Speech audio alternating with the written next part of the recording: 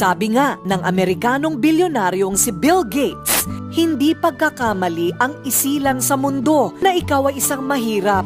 Ngunit ang maging dukha habang buhay ay isang pagkakamali. Bagay na naging panuntunan sa buhay ng mag-asawang Malvin at Christine Leaño.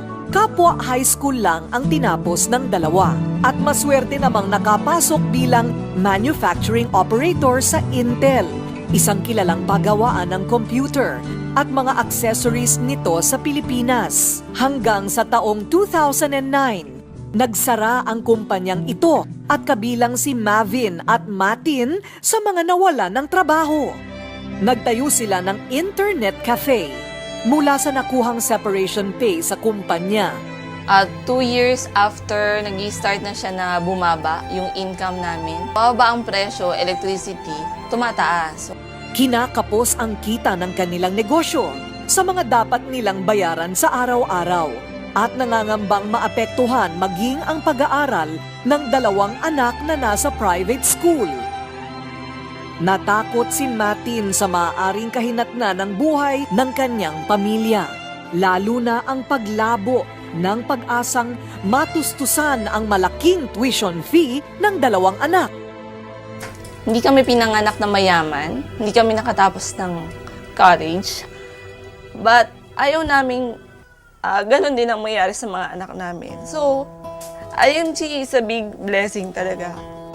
Pangambang tila pinawi naman ng isang hindi inaasahang biyaya. So nung dumating IMG, syempre hindi ko siya maintindihan pa sa umpisa. Kasi nga ang focus ko is on the business, sa internet cafe namin. Pero ito pala yung big blessing na binigay sa amin ni Lord after nung company namin. Sa marriage encounter na kanilang dinaluhan, nagbukas ang pintuan ng International Marketing Group. Naging bahagi sila ng IMG taong 2010. Nagtuturo ngayon ng financial literacy ang mag-asawa sa mga taong gustong makawala sa kakapusan sa pera. Bagay na ni sa hinagap ay hindi nila inasahang mangyayari sa kanilang buhay. Wala na ang pangamba para sa edukasyon ng kanilang mga anak at hindi na muling nabitin sa pera ang mag-asawa. May sapat na silang ipon at nakakalipad pa nga sa ibang bansa.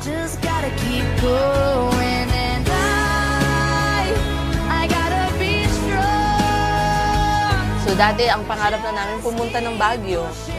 With IMG, around Asia, ang dami namin narating.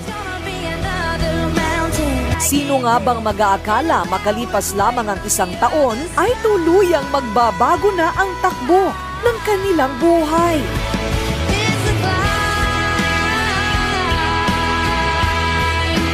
Ako po si Mary Christine Leaño and I'm proud to be a part of IMG.